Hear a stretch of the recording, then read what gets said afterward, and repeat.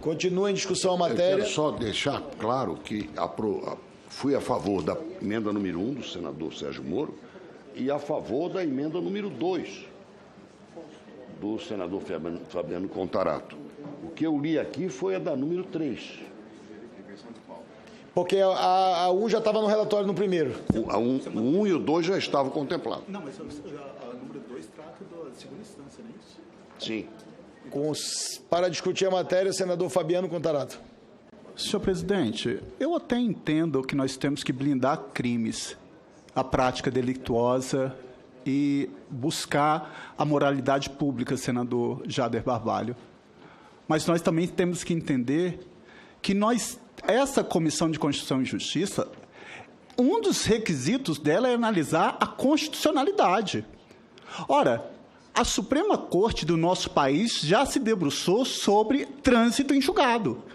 A premissa é clara. Ninguém será considerado culpado até o trânsito em julgado da sentença penal condenatória. Quer queira, quer não queira, foi essa decisão.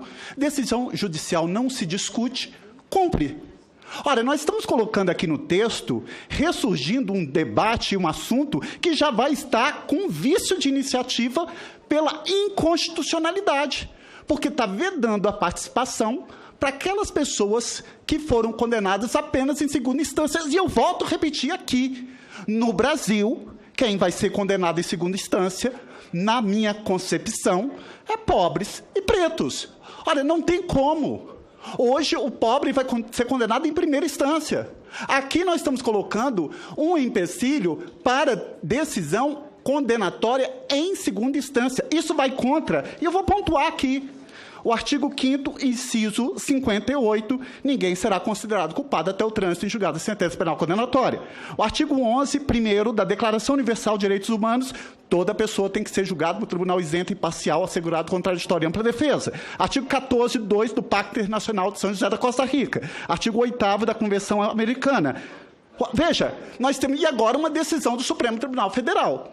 Nós vamos colocar aqui um empecilho para isso. E digo mais, quando coloca aqui todos os crimes contra a administração pública, uma pessoa que, se o policial achar que você está resistindo à prisão dele ou desacato, e ela foi condenada por um desacato, não vai poder concorrer. E se for em segunda instância, não vai se exigir o trânsito em julgado em definitivo? Minha gente, a liberdade é um dos principais bens jurídicos que tem que ser tutelado pelo Estado brasileiro. Tudo tem uma razão de ser. O principal bem jurídico é a vida humana. Por isso que o homicídio abre o Código Penal. Mas a liberdade, ela é sagrada.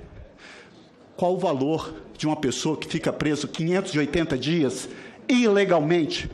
Blindar também de criminalidade, eu quero aqui fazer uma ressalva, senhor presidente. É um juiz utilizar instrumento processual para levantar sigilo de uma presidente? É interferir diretamente na eleição de quem estava na frente de um processo eleitoral? É ficar em conluio com o Ministério Público, conduzindo... Questão de ordem, presidente. Estamos discutindo o projeto ou estamos fazendo ofensas pessoais? O senhor vai... Isso tem relevância, porque o senhor foi diretamente responsável. Falar em corrupção, a corrupção é isso que o senhor fez. O senhor não soube se portar como juiz. O senhor violou o que é principal. O senhor violou o princípio de legalidade de armas. O senhor violou o princípio constitucional. Pode interpelar. O senhor não soube se portar como juiz. Não satisfeito.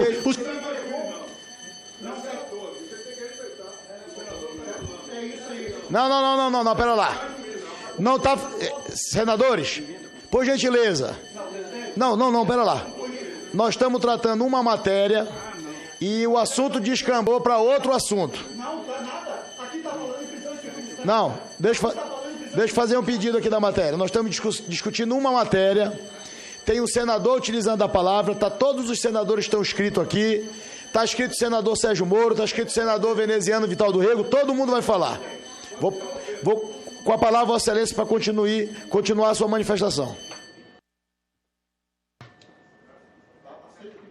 Já está. Se tiver uma pessoa responsável no país que foi responsável por anulação de qualquer sentença, essa pessoa foi esse ex-juiz que não soube se portar como juiz. Ele violou o princípio de paridade de armas. Ele violou o contraditório e ampla defesa. Ele violou o que é mais sagrado dentro do processo penal. Os fins não justificam os meios. Não se soube se portar como juiz. Não satisfeito, integrou o Ministério da Justiça e saiu daquele que ele ajudou a eleger e saiu denunciando por interferência na Polícia Federal. No âmbito privado, foi advogar para a empresa, pasmem, de que ele foi um principal alvo da operação, essa empresa.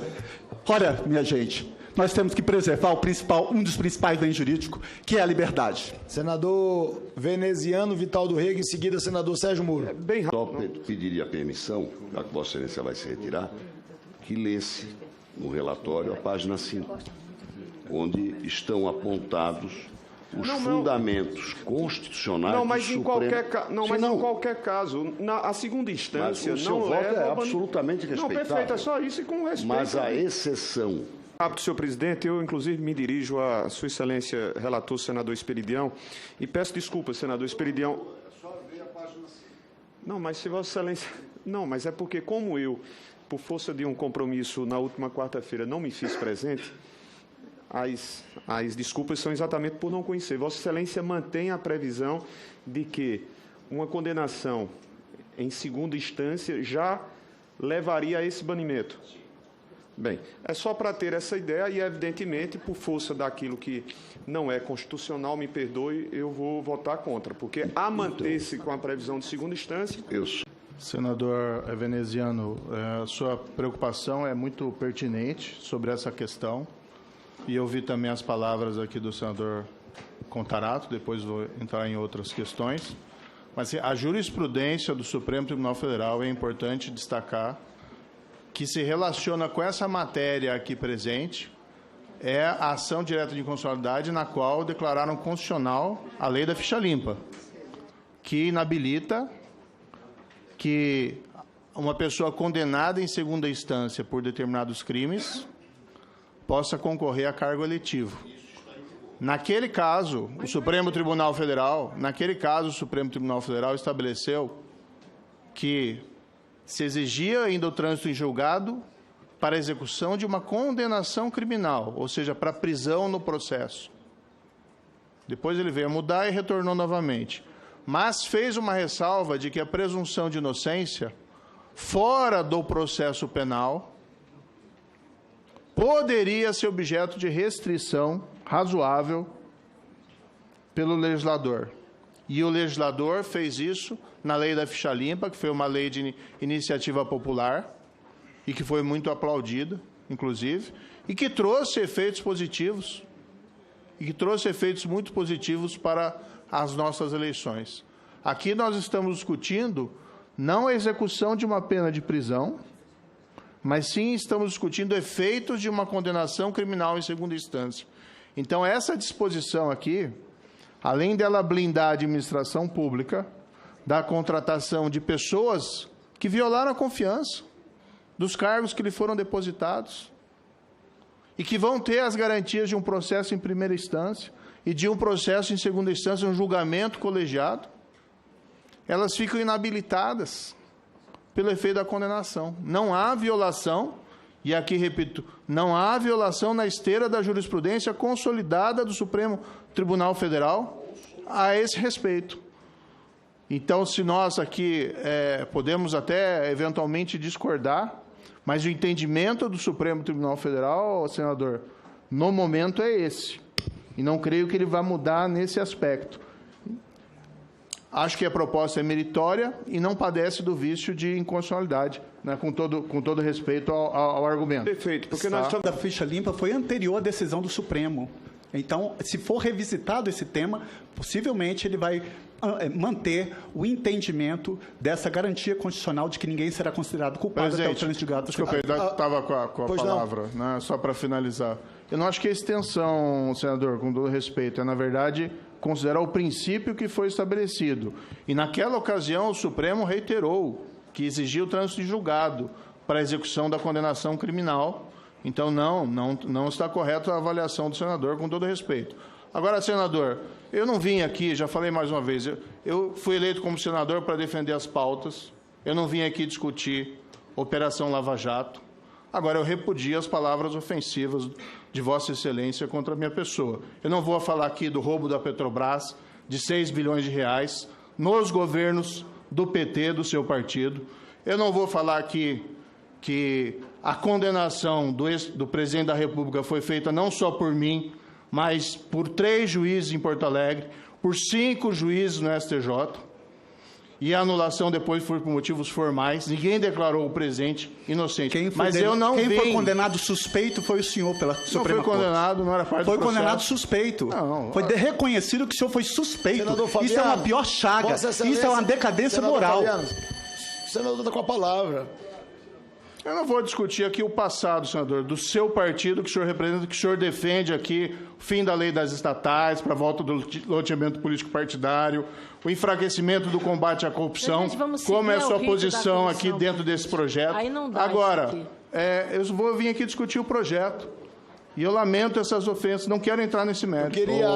Que ouça isto, por favor. Eu quero falar sobre o que eu escrevi, que eu defendo. Primeiro, vou começar pelo final.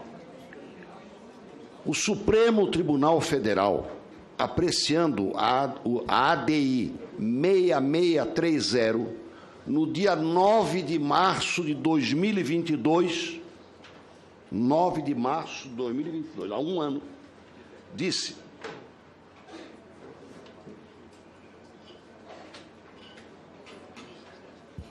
aqui, é o item 1 da decisão.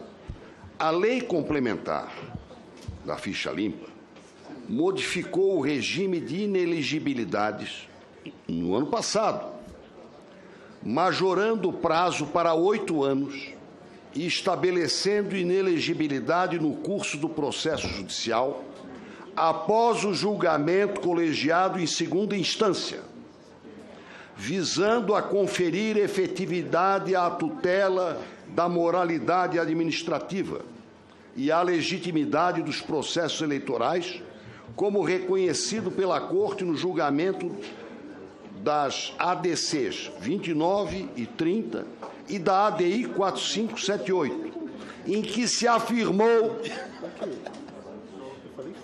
Eu estou respondendo exatamente a conjectura levantada pelo senador Fabiano Contarato. Ele fez uma conjectura. Se o tribunal vier a apreciar, tenho a convicção de que vai rever isto. Ele já apreciou em 9 de março de 2022 e manteve. Concluindo a leitura do item 1, onde se afirmou a constitucionalidade do tratamento rigoroso da matéria, inclusive em relação à inelegibilidade efetivada antes do trânsito de julgado. Essa matéria, essa decisão sobre uma ADI do Supremo Tribunal Federal tem 1 ano e 20 dias. Portanto, já foi revisitada a questão. Segundo, indo na esteira do que foi esclarecido pelo senador Sérgio Moro, na página 5 do meu relatório já consta que a presunção da inocência que está consagrada no artigo 5º, inciso 57 da Constituição Federal, deve ser reconhecida como uma regra e interpretada com recurso da metodologia análoga a uma redução de finalidade, ou seja, quanto àquele processo penal. A pessoa não será presa enquanto não. Mas os efeitos extra-processo penal, que é o caso de participação numa licitação, de contratação, de merecer a confiança para ser um preposto do serviço público, isto pode ser estendido. Isso é manso e pacífico. Não tem nada a ver com prisão após segunda instância. Se estiver preso, ele pode trabalhar também. Não tem nada a ver. Uma coisa é o processo penal completo, daquele cidadão por aquele crime. Agora, os efeitos, vamos ser bem claros, se nós formos falar de reputação, não precisa nem haver a prisão. Muitas vezes basta uma denúncia, e cruelmente, às vezes a denúncia é falsa, às vezes até é verdadeira. Mas então, há várias formas de punição. Esta aqui é uma punição legal. Está condenado em segunda instância, vai participar da licitação? Pode que sim, pode que não. Nós, por isso, o voto é perfeitamente cabível. Eu não vou discutir com ele. Eu vou votar contra. Ainda mais sendo Vossa Excelência, vote com a sua consciência, assim como eu vou votar com a minha. Agora, não pode dizer que é inconstitucional. Todo mundo pode votar a favor, pode votar contra. Ninguém precisa, com todo respeito, se xingar. Eu tenho a minha convicção. Encerrado. Agora, não digam que é inconstitucional. E eu faço aqui para descomprimir um pouco. Se o nosso consultor, cuja tese de doutorado no Largo de São Francisco contou com a minha presença na banca examinadora, se ele me falhar, eu vou lá no Largo de São Francisco e tiro o doutorado dele. Muito obrigado. Senador Hamilton Mourão, está escrito? Só comentar.